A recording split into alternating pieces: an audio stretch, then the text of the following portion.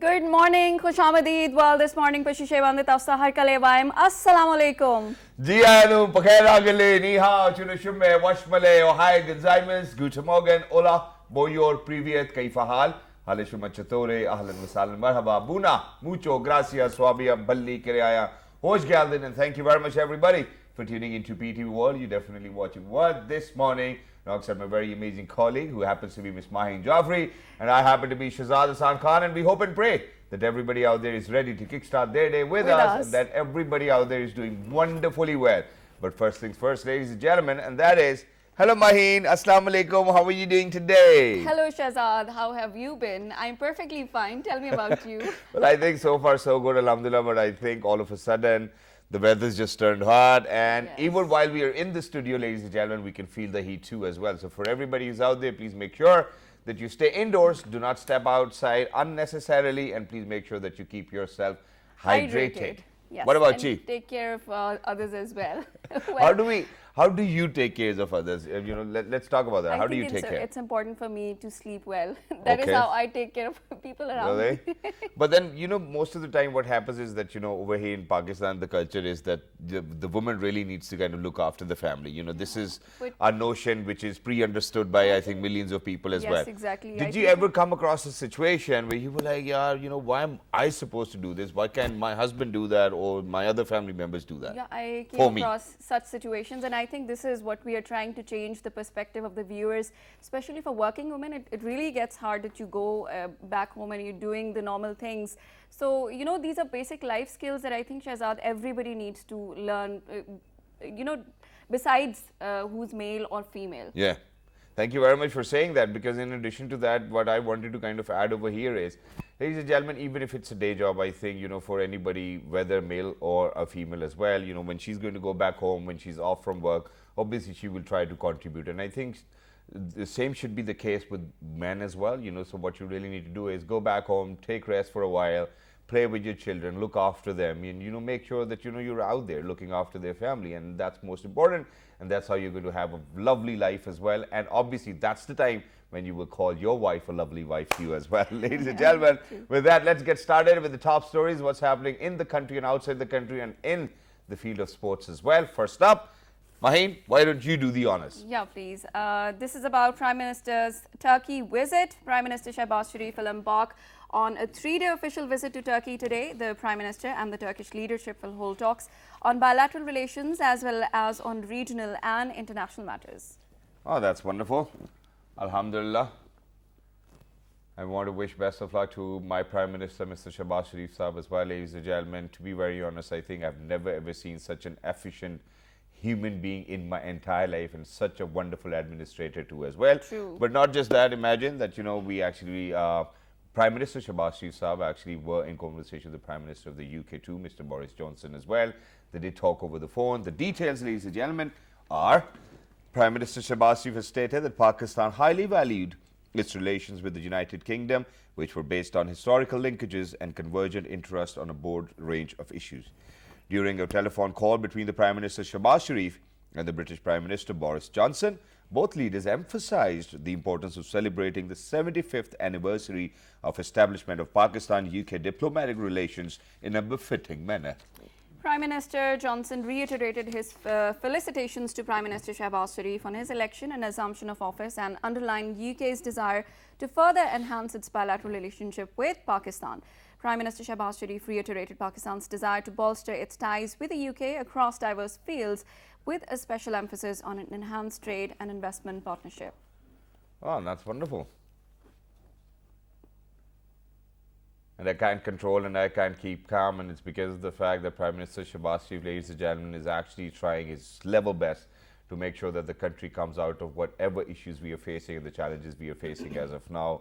And it's good to see how, we have political coalitions and everybody's coming down to make sure that we help the country to come out of such crises as well. But moving on, ladies and gentlemen, because Pakistani women cricket team actually did whitewash the Sri Lankan visiting cricketing women team as well over here in Pakistan in the first T20s. We actually did whitewash them. Pakistan won all the 3 T20s as well. And not just that, the best part, ladies and gentlemen, over here was that Pakistan women cricket team will be touring Australia for 3 T20s and 3 one-day internationals, which will be played in Brisbane, Sydney and Canberra from January 16 to 29, 2023. The ODIs, which will be part of the ICC Women's Championship 2022-2025, will be played on January 16th, 18th and 21st, with the opening 2 games scheduled in Brisbane. The third ODI will be staged on 21st January in Sydney, which will also stage the first T20 on 24th January. The remaining 2 T20s will be played in Canberra on 27th and 29th January. Pakistan's tour to Australia is one of their 4 away series in this competition, played over a 3-year period. The other 3 away series are against Bangladesh, England and New Zealand, schedule of which will be announced in due course.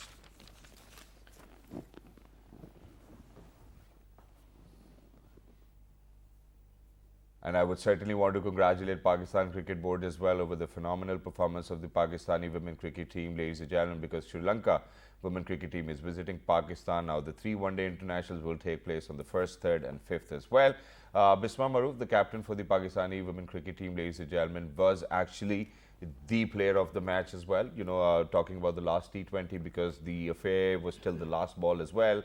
Alhamdulillah, we were able to win that as well. So congratulations. And Tuba Hassan, the one who actually debuted in the first T20 as well, ladies and gentlemen, was the player of the series. So congratulations to Pakistan cricket women team as well, and Pakistan Cricket Board, and all of those Pakistanis who are out there. Moving on, what's happening with ICC? Now the next news, of course, is about sports. Now the ICC Men's Cricket World Cup Super League one-day internationals between Pakistan and West Indies have been shifted to Multan.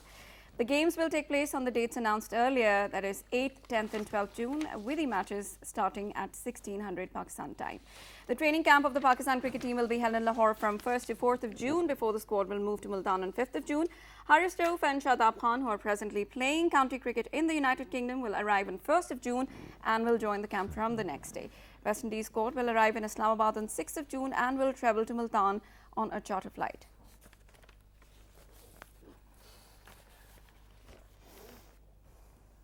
And ladies and gentlemen, these one-day internationals are actually a part of the World Cup Super League as well in 2023. We actually are on number 9 on points table. I think on number 8 is New Zealand. And you really, to qualify, ladies and gentlemen, we really need to be in the top 8 as well. So earlier, obviously, West Indies came down to Pakistan last December, where due to COVID breakout, the unfortunate event took place and that the West Indies teams had to kind of visit back as well.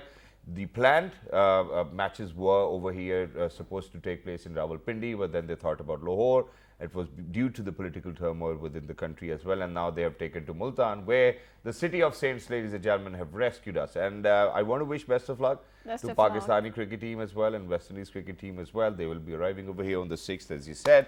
So let's hope for the best, and we can do quite a lot of wonders, because we can be on number 3 if we beat them in all of these 3 one-day internationals, and then I think it's going to be fair and square.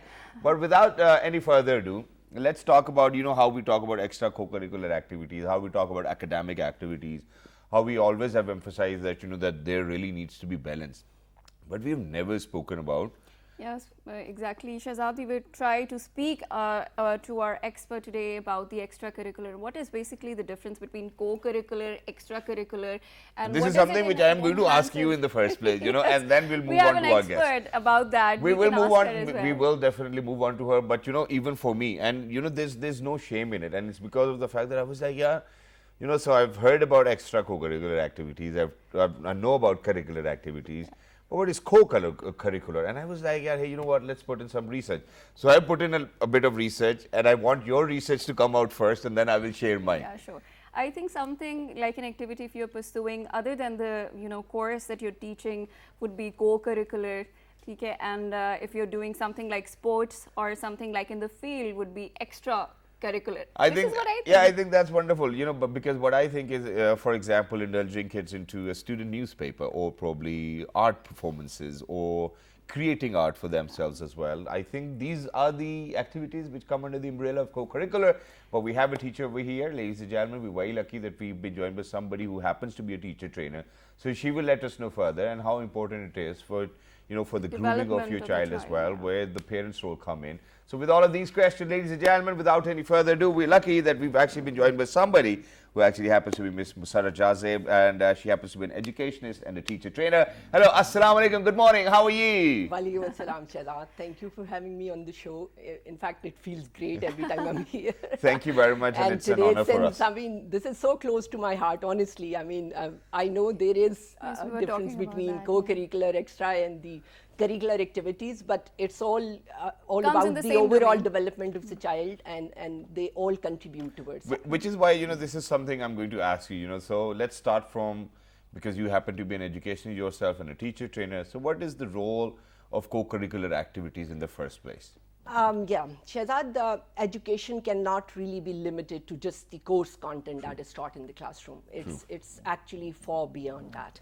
And a lot of the real life skills that children would need, or even the 21st century skills that we talk about, you know, collaboration, cooperation, and communication, they're actually learned through co and the extracurricular. Okay. So, I mean, they can always be planned within the curriculum because they would make link with what syllabus you're teaching, and they can always be planned beyond that, but eventually the impact will be on the cognitive development of the child. For example, you have sports activity, which is extracurricular, and that's sports is taught as a syllabus as well.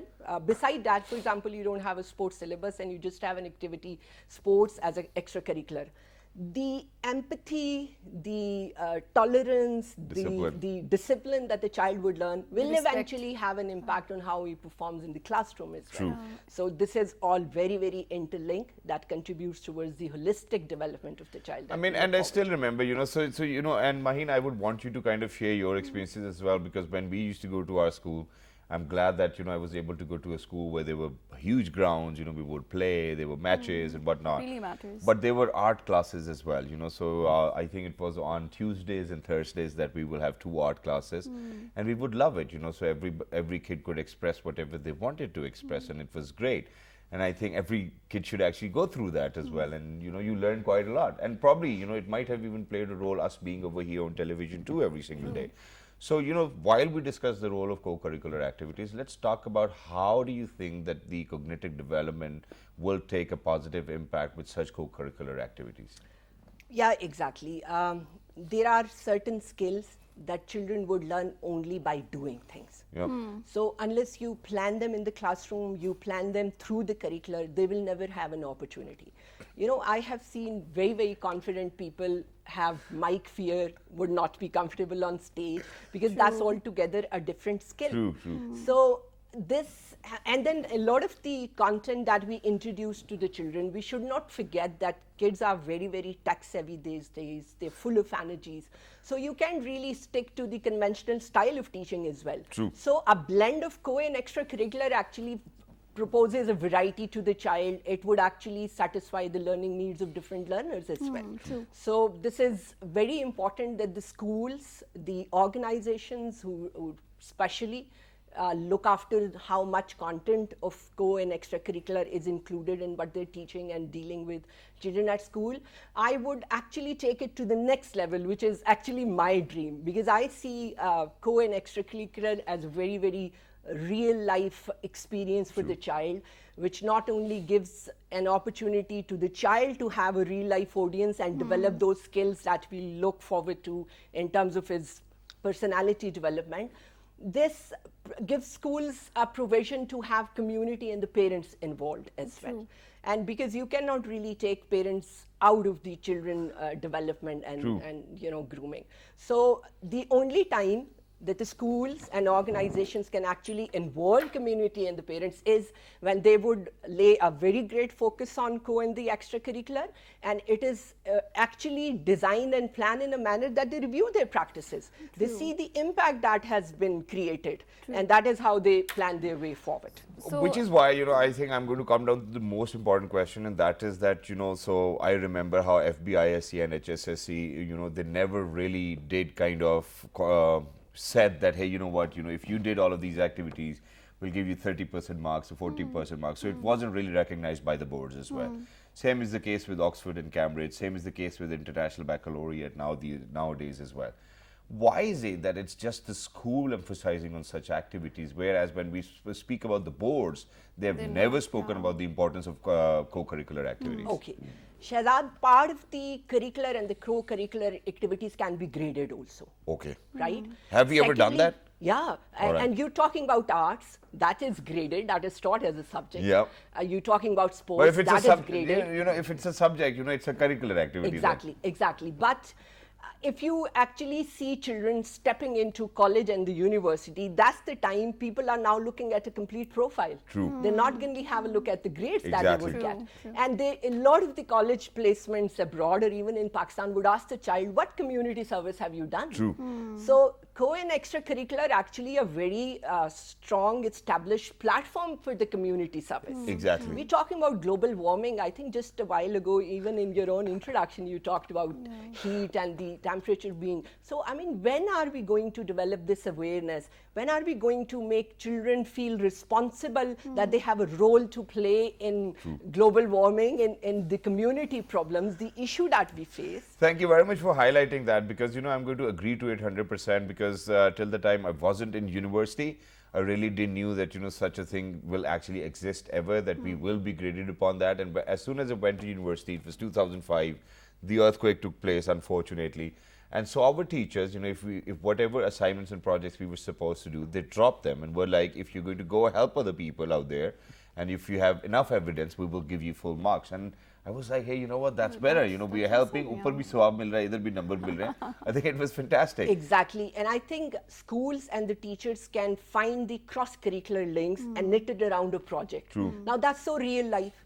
Children not only are developing certain skills, they're developing an empathy. They're becoming into responsible citizens where they know they have a role to play and they have certain proposals that they put up with. So, yes, a lot of the schools who emphasize a great deal on students' engagement into what is being taught at the school would never forget to involve them into extra and co-curricular, and that is done in a very designed manner, like you mentioned the project itself. Yes. Exactly. So, and then I am very much in favor of providing children with a platform which is real life. For example, club activities. Now, club is such a wonderful platform. It not only would give a chance to the club leaders to identify the true potential of the child and know what are their interests, what exactly they would want to do further and what are they good at. This gives them a chance to plan activities that are real life, that can help them go out in community, involve parents, involve everybody else. True. So I think this is a brilliant idea. It is. But at the same time, the unfortunate thing is that a lot of us would fall back on school and the curriculum for co and extracurricular. I see it differently. I think we would come across people in our society who are resourceful, who would have vision, who would be very interesting in supporting the talent. So I think we need to discuss and create more platform for the children that are not totally in the schools, you know. Never to forget that there are schools 22 million that would have children are out of limitations schools, in terms of infrastructure, in terms of the space, in terms of the resources. So schools that have limitations, now children cannot really have a quality experience of co-curricular. So if it is something outside the school, out in the community, for example, I give you an example. I recently was talking to a parent of my own school, and he happens to be such a fine gentleman. He said, I have a farmhouse. Why don't you sometimes plan an activity with your children and bring them over to my farmhouse? Wonderful. Now you see, that's such a real life experience for the child. And imagine the, you know, the kind of confidence that they've developed. Imagine the kind of ideas that they get from being part of those real life activities. Exactly. So I think this is high time that we request parents and the community to step forward together, and join hands with schools as well. Exactly, and obviously, you know, we're talking about children over here, ladies and gentlemen, and everybody needs to come together, because my children or your children, I think they're the same. That's and what it is. Shahzad, as you were saying about the role of teacher is so important, and you were pointing out that as well. I remember something from my childhood when a teacher actually came out and, you know, she pointed out that you can do this. It was a Kirat or a Nath, and I said I cannot. But from that day onwards, I actually Did you did it? I actually won, yes, I did it. Wow. And while I was in 12th grade, I actually won a competition representing Pakistan in Saudi Arabia Wow. in 8 different schools. So would you mind sharing a few lines once again? That was Surah Rahman. I will, inshallah. All in right, some other inshallah. So, program. so we'll plan and we will, inshallah, do that as well. And we will put Maheen Shehzad, under the I spot. tell you, if you ever came across this Johari window, the 4th quadrant of that idea says that there's a hidden talent in All right. everybody.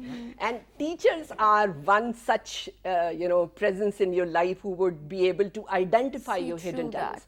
And holding the hand of a child and placing the trust and confidence in him and giving him This is this huge. feel that you can do it Yes. actually does wonder. I Yes, tell you, it does It wonder. changes lives, Yes. actually. We unfortunately would have great writers lost. We would have great poet lost. We would have children who had a huge talent and potential for sports. It would be lost only because nobody ever in their life tells them you can do it. Yes. True, and I'm going to agree to it 100%. And I have an example to share. So imagine that my daughter, the middle one, alhamdulillah, she happens to be 3 years old only. So what happens is that so I have a ledge at my place. It might probably be this high. So every time I make her stand on that ledge, she's really very scared, and she holds around the walls and be like, "Daddy, I'm really scared," and "Daddy, I'm really scared." And the only thing I say to her is, "Baby, you can do it." And after That's so listening to that, important. it gives her so much confidence that she actually kind of jumps onto me rather than being scared about it. And I think it's the parents' job to be out there and Exactly. make sure that they Yes, give the exactly. children with that confidence as well and provide them.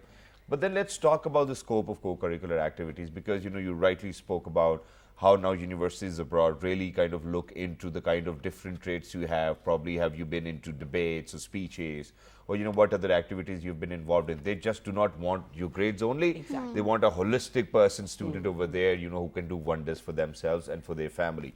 So what is the scope of co-curricular activities? Different universities would have even quota for the sports. True. They would have actually At least abroad, certain- yes. Yes, even in Pakistan, they would have certain seats.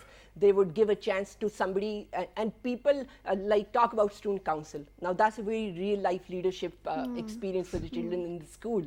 It actually gives them a chance to be a leader. True. So this is valued in at the time of admission. It is actually considered very, very important. True. So you can really say that we have a limited scope for co and extracurricular in terms of future choices for the children, but we definitely have limitations in how we conduct and plan and organize these. So I think the curriculum content itself in the school, the activities calendar that the schools plans, the clubs that the schools would form, they should be very thoughtfully done. And doesn't hurt if we have all the stakeholders involved in it, and the important stakeholder out of all is of course the child himself. True. So very often we must pay attention to what does the child want to do. Like for example, okay fine, we know the children are very much into technology these days, and they're all very tech savvy, and at times it takes its toll on us as well. Like, I mean, they're so much, involved into using gadgets and all that. But you could very conveniently divert it into something positive. Like we've had high-tech club in my school, you won't believe.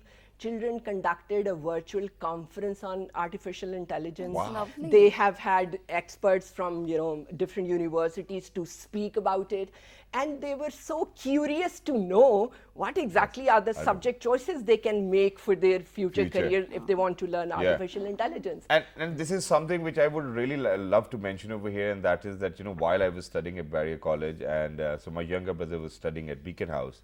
And so one day he came back home and, he goes to my father and he's like, I really need to opt for actuarial sciences in near future. And then after that, I want to go to Oxford, which he did, alhamdulillah. And I was like, back then, nobody actually knew that such a degree existed. I was like, how did you got to know about it? And he was like, we have a counseling department at our school, and the teachers brought me in and they were like, hey, you know what, you're so good with mathematics and you should actually opt for this. And he literally did that, and he's doing wonders now, alhamdulillah. And I was so happy about it that imagine schools coming up with counseling setups as well, and that too Such somewhere ideas, back in 98 and 99. That's So Imagine. it was impressive, and I think such can be the case with co-curricular activities as well. But let's talk about the role of parents over here, because I think these days, to have a good survival, if you are from middle class, I'll be very honest, I think both the parents really need to work as well. And then the time shifts and all of that, the balance is somewhat disoriented, and then what happens is that the kids will always have a lot of Left with, complaints. they're So left yeah. with tabs or mobiles. So how do or- we do it? As parents, how do we do it? Yeah, Shahzad, generally there is a huge gap in what children experience at school and what they experience at Yeah. home. And this is only because we have very limited number of parents and the community members who would be involved into the life Who of would step school. up, yeah. Yes. So I think parents have to be very, very thoughtful in terms of what they want to have their child as a life experience, and what are the instances they can join hand with their children. Say. So, I mean, handing them over the gadgets and leaving them alone, trust be me, is actually never a dangerous. good idea.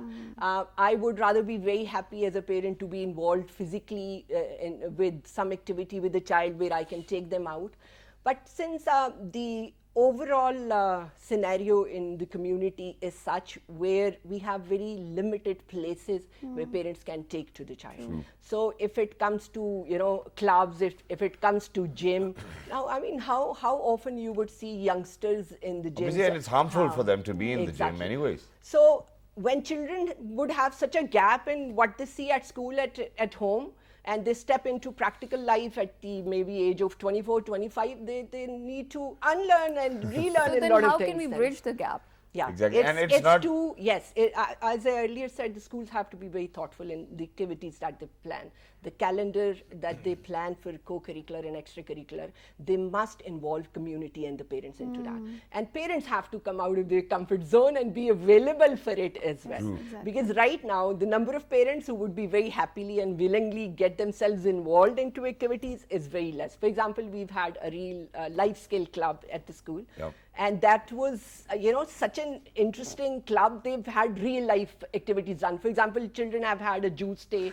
So they have had, snacks made. They've had juices made. They've, did different activities. They even have color days, red day, So white we day. have had parents who were there. The kids would serve them. And then we've had children who were, trained how to record the, temperature and take the blood pressure. So Wow. they did it with their parents. Wow. And that was such a healthy activity. And I think such activities will always help you be a better person every single day as well. And God forbid, if one day there is a need for somebody to be there, I think you will be the hero, or however you want to refer to it. Because when we refer to as a hero, it can be a boy or a girl, both of them as well. But thank you very much, Ms. Musarrat, Thank for you being very with us. It much. was lovely to be in conversation. And to be very honest, so I've been working for television for I think more than 11 years, 12 years now. And this is for the very first time that I have personally discussed co-curricular activities, even though I feel that they're really very important as well in shaping one's personality. So everybody who's out there, please make sure, ladies and gentlemen, that you take our time, you indulge with your children in such activities. Yeah. And it will definitely give you that bond too as well. So what happens in life later on is different. And where Ms. Musarrat actually said that, that at the age of 24, when you jump into your practical life, well, that figure has dropped down to it's too 16. late, yeah. That figure has dropped down to 16 or 17. Boys and girls over YouTube, or on social media are earning, alhamdulillah, a lot of money. They're already in their practical life. And it's great, so everybody, ladies and gentlemen, it's an open world. The opportunities are out there. All you need to do is use your brain And wisely. communicate with your children, know what kind of skills they have, and help them develop those skills. And I always love it when she actually has to add to whatever I'm saying. It's Thank you beautiful. so much. Teamwork. With that, ladies and gentlemen, we're actually heading out towards a short break. But when we come back, now add. We're going to do We're what? going to talk about something really very important for our health, for our planet, and how we really need to It's a no tobacco day, Shahzad. All right, you gave it just like that, because I actually wanted to say that imagine that 22 billion tons of CO2 has been, ladies and gentlemen, out there. Water has been used. And then when we talk about such figures, ladies and gentlemen, imagine 84 million trees have been cut down till date as well, just to produce cigarettes. So imagine the impact on the planet itself. Imagine, we're already a water scarce country. We're using a lot of water. 22 billion tons of water have been used till date as well. And 8 million people die every single year. So what do we really need to do? We really need to observe no tobacco. That's how I wanted to do it. Good morning. We will be right back after we talk.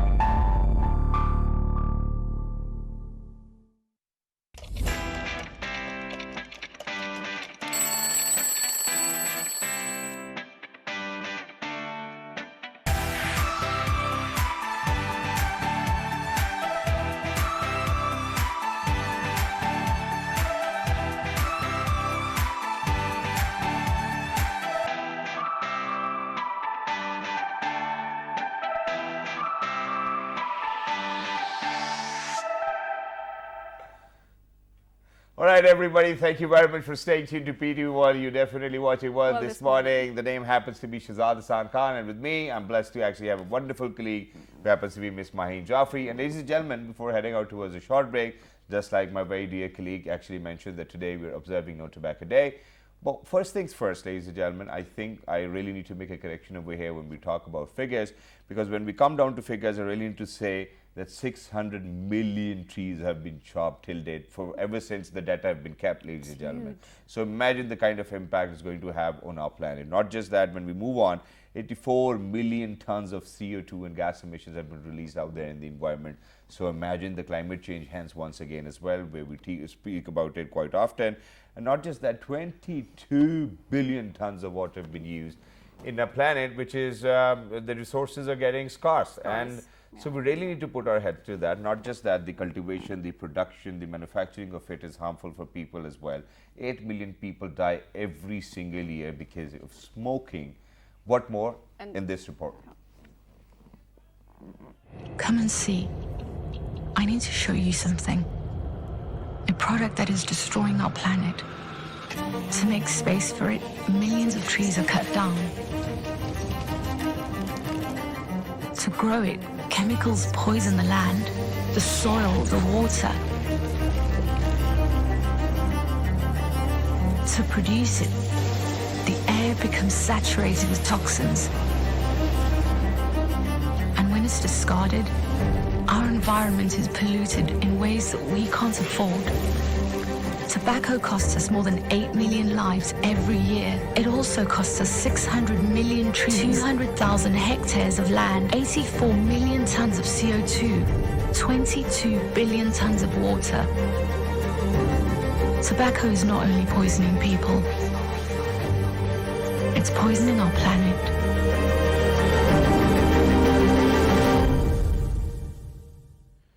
All right, ladies and gentlemen, and on this issue, ladies and gentlemen, we're actually going to kind of be in conversation with somebody who happens to be a professor of public health. He happens to be Dr. Minhaj Siraj as well. Hello, sir. Assalamu alaikum. Good morning. How are you?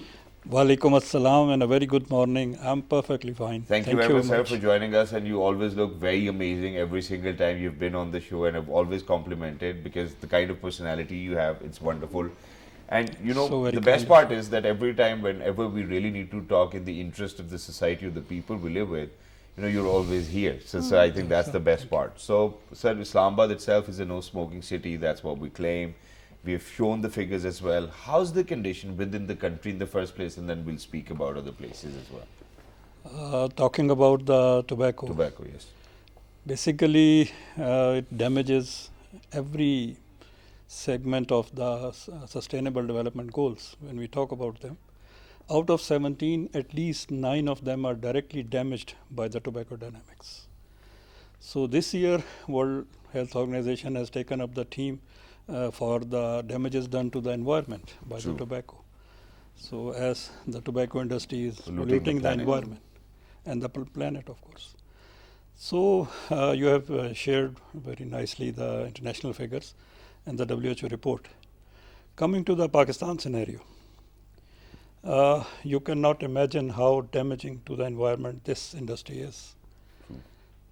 For a good developing country, the forest land should be at least 15% of the land. In Pakistan, we are having only 4.5% of the land. And that too, even in figures, I think it has dropped down to somewhere 2.5 or 3% as well. So the tobacco industry plays a major role in that. You see, there are trees being chopped off to make more land cultivation for tobacco, but for the roasting of tobacco, which is called curing, the Pakistan Tobacco Board's figures, they say that we have about 35,000 barns to roast tobacco products. All right. Every barn burns the tobacco or roasts it for about good 8 to 10 days. And per cycle, it consumes at least 1,000 kilogram of the firewood. So coming to 8 or 10 cycles per year, if you keep it to the moderate limits, even for the 8 cycles, you need 8,000 kilograms wood per barn. So multiply it with 35,000. It's quite a lot. Simply 2.8 million tons. God. Annually. And the total annual firewood production of our jungles, it is less than 12 million tons. My God, so you know, we are depleting our resources by ourselves, yes. This is one factor. And the other one? When you are burning this much of wood, you are producing carbon monoxide. You are depriving the land from the trees which are producing oxygen for you. Instead, you are giving carbon monoxide and carbon dioxide by burning them. Number 2, when you are making packs of the tobacco products, so you see one tree's bark, it makes maximum, the final product comes to about 15 packs. True. In Pakistan, we have about the annual production for the last 2 years before figure is 90 billion sticks per year. And how much revenue does the government generate from 90 Government billion sticks? generates about 111 billion. 111 billion. Now, rupees. that's what my point is over here, sir, because, you know, I think that this very concept came from the British English as well, where, you know, they did had a lot of duties and taxes imposed onto cigarettes. And every time I go to UK as well, ladies and gentlemen, it is really expensive to buy, God forbid, a pack of cigarettes. You know, it costs you somewhere around 13 to 14 pounds, which in Pakistan these days, given the economy, is 3,000 rupees. Now, sir, what's going to happen is that we really need to talk about alternates over here. You know, on this day where we are observing World No Tobacco Day as well, Imagine, so now we have vapes coming. You know, it's not the tobacco which we are willing to consume, unfortunately. It's actually the nicotine, Yes. which gives us that urge of smoking over and over again as well. So with vapes coming in, with nicotine bites coming in, do you think that the same duties or taxes will be imposed onto all of those products as well? Because they just go unnoticed these days as well. And I think they're also contributing in the air pollution. True. Yes, Please. rightly, because most of these companies, they claim that this is a synthetic nicotine. True. It is not coming from plant sources. True. But still, nicotine is having all those qualities of addiction and damaging the body's system because it is not consumed singularly. True. It's not consumed as a single product. It is always mixed up with so many other chemicals just to make it more palatable, make it more consumable and easily absorbed in the basis of the lungs. Ammonia compounds are added to it and so many other things. That's why we say when we say that there are so many thousands of chemicals coming out of the tobacco smoke or even from the vapes or shisha smoke that are because of the byproducts of all the chemicals burning together. True. So we need to have a strong legislation on this novel tobacco products because the major tobacco industries in the world, the tobacco mafia or the big tobacco, now they have changed their focus. True. And they are now concentrating on heat not burn tobacco products. And initially those vapes were also like that roasting machine is there these days as well. You know, you put your cigarette inside and then, you know, there's no ash, there's no smoke. Something of that sort. That is the phenomenon which the tobacco industry now poses as that greenwashing. So this Is is it a because of the marketing pressure? strategy. Is it because of the pressure they have from the governments or the society or the people as well? I will just give you a very glaring example. If you just travel on the Magla Road of Islamabad, and there is an F9 park, and on the west end of that F9 park there is a nursery for the plants. Yes. It is owned by a major tobacco industry. Okay. Tobacco industry wants to hoodwink the governments and the society from the damages it is causing to the environment. And that's why always they are offering us to plant the trees or giving you the free plants or everything. That is greenwashing. Yeah. And So- that's whatever they are doing. And it that should be is- considered under the table, right? yeah, most of even they have been you would say they had the audacity of offer the Pakistan government that we will develop a 600 plus acres of botanical gardens in the precincts of Beningala. So, but we fought for that and we got it reversed. And everywhere where you are going for a tree plantation campaign, and you have see them watched you have watched that going on in the KPK. Previous years, and that all has been tobacco industry has been behind that because they are the one they are damaging the most of the environment in that province where the tobacco is produced. Thank sir, you very how much for can- saying that, sir. How can we change the marketing strategy now that we already know that this is what they're doing actually? And there's a thing, Shahzad, which is called lifestyle marketing, in which they're actually going to play with your psychology, you know, with your insecurities. That some kind of heroism is related to maybe in old days when we used to look at the ads, the cigarette are related Which is to why they've been banned as well, and you know they cannot sponsor any Yes, event and that's all of why. that, which is important. But you know, when we come down to lifestyle marketing, I think rather the government really needs to come up with lifestyle policies, you know, where you know we're protecting our nation, we're protecting other people as well. So, sir, in those terms, you know, what kind of policies are already there which exist, and then you know, even while they exist, you know, they're not being followed. how can we implement that? Because the latest one, and these are the 6 strategies which have been put forward by the World Health Organization. There's a pack called Empower, and these are 6 alphabets which each stands up. So the 5th alphabet, the E, is to enforce ban on tobacco advertisements, promotions, and sponsorships. In the first week of 2020, the cabinet of the Pakistan government, they had passed an SRO for imposing ban on the tobacco advertisements, promotions, and sponsorships. And let me share it with you that this ban was processed in the middle of the night on the New Year All right. at 11:30 p.m. Yep. So that the tobacco industry was not getting any idea of what government is going to plan for it. The thing is that the law has been made. The only thing is that the implementation of that. we were planning for a stronger implementation of these things, at least the point of sale advertisements, because you see the tobacco products, they attract the buyers at the point of sale level mostly. All the product placements tactics are being employed by the industry. They place the products at the eye levels of the children, because the eye level is the buy level, and also mixed up with chocolates and other things. They're so Always attractive. near the cash counter. Impulsive buying. You buy a 800 rupees grocery, give me another pack of it, so it will be 1,000. So the industry pays for placing those products at that points. So we have banned all, officially these are all banned. And so they have been banned for a longer period of time, because you know there's a ban on the imported cigarette sale as well away in Pakistan, but you get them everywhere. I mean, I do not really know how to actually put it in words, but the law enforcing agencies who really need to keep a check, I think, have failed miserably, because you know wherever you go, you will actually find imported cigarettes, maybe all over Pakistan. But very quickly, sir, now I want to come down to a very valid point where obviously, you know, it's a $1 billion industry globally.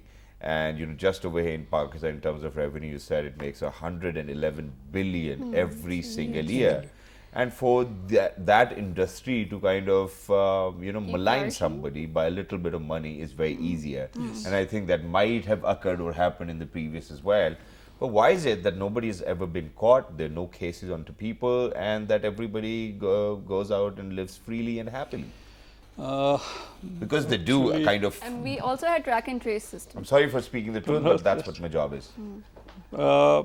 Perhaps the activities of law enforcement by the government, they have not been highlighted in the press. That could be one of our weaknesses. A day before, the Islamabad Capital Territory Administration Excise Office has destroyed 500,000 plus cigarette packs illegal, which were confiscated over the year. Last year. 500,000 packs, that's it? In Islamabad only. Imagine, that's what I'm saying, illegal, you know, in a period of one single year, and 500,000 packets are not enough. You know, I think in a day they might produce 500,000 packets. No, that was a smuggled one, the illicit tobacco, and plus 600 shishas. All right. Islamabad, there are a few of the shisha centers are still operative, but most of them have been closed down. And so this is what I don't get. This is what I don't get. So imagine, you know, the place where I go to my gym, you know, it had 2 shisha cafes beneath in the basement. One was sealed or seized or whatsoever the case was, and the other is still up and running. And so I was asking the gentleman who was out there, obviously, you know, seizing all of those shishas and whatnot. I was like, you know, there's another cafe as well. Yes. And the gentleman goes like that, you know, the owner happens to be one of the people from the law enforcing agencies. How do you think that we're going to get to the bottom of it? Yeah, I will not say that it is somebody else's job to implement that, because we have been a part of this district implementation committees, the health system, always been there. So initially when it was being reported, the shishas were, frankly speaking, they were being returned after the raid. All right. So this time we have made it a point that all the shishas, whatever the compounds have been confiscated, they will be deposited in the district Nazir's office, catalogued. And when there is a certain limit to is stored, then we destroy it. We do not let anybody get it back. Wow, and that's wonderful. And sir, we really need to kind of appreciate and the services you provided to make sure that, you know, that we go tobacco free as well. And you know, I always would want to value the kind of services you've rendered for your motherland as well, because you've been with us, you know, through thick and thin as well. So thank you very much, Dr. Minhaj Siraj, for being with us. Is there anything you want to say more? First of all, I would like to thank the PTV World, of course, that they have always been our voice for this thing. And we still need to do so much, a lot. And especially when we are dealing with the big tobacco, till the time we have a proper authority to control it. One tobacco control cell in 12 districts of Pakistan. It is a good infrastructure compared to so many other countries. Pakistan is leading the AMRO region in the tobacco control dynamics, alhamdulillah. But still, we have to have a stronger authorities to keep a check on this. And thank you for highlighting this issue as well. So, ladies and gentlemen, on World No Tobacco Day, we always made sure that, you know, we are going to bring you the latest, and we do a lot of research to bring you these figures and talk about all of these things as well. And obviously, particular and pertinent people who really kind of deserve to talk about such topics as well. But thank you very much for being with us. Thank you very much, Maheen. You did a wonderful job. And for everybody who's out there, please make sure that you write to us on our Facebook page, which is with the name of Well This Morning. On Twitter. Well This Morning. On Dailymotion and YouTube. Well This Morning. And the Fabulous Hippie is going to be at 10:05 tonight. Till the next time, look after yourselves. Say no to smoking. Good morning. Good morning. Thank you, sir.